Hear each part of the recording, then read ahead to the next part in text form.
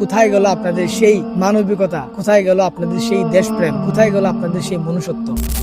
আমরাই মাত্র কয়েক মাস আগে ফিলিস্তিনের জন্য অনেক কেঁদেছিলাম। ফিলিস্তিনের মুসলমান ভাই বোনদেরকে আমরা হেল্প করব, যদি আমরা তাদের পাশে দাঁড়াইতে পারতাম, যদি তাদেরকে মানবিক সহায়তা করতে পারতাম। কিন্তু গতকাল আমাদের বাংলাদেশে যে দুর্ঘটনা ঘটে গিয়েছে, সেই দুর্ঘটনার মধ্যে আমরা কতটুকু মানবিক ছিলাম?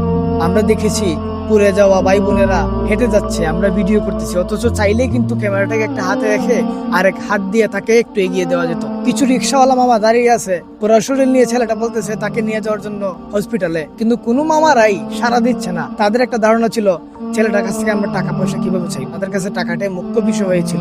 অথচ আমরা কিছু মাস আগে ফিলিস্তিনের জন্য অনেক কেঁদেছিলাম।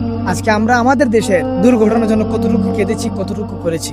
30 টাকার ভাড়া আমরা 200 টাকা চেয়েছি। যে এই রিক্সাওয়ালা মামা এই জুলাইয়ে 30 টাকার ভাড়াকে 200 টাকা বললো, একই রিক্সাওয়ালা মামা কিন্তু গত জুলাইয়ে বলেছিল ছাত্র ভাইদের ভয় নাই, বাংলাদেশ ছাড়ি নাই।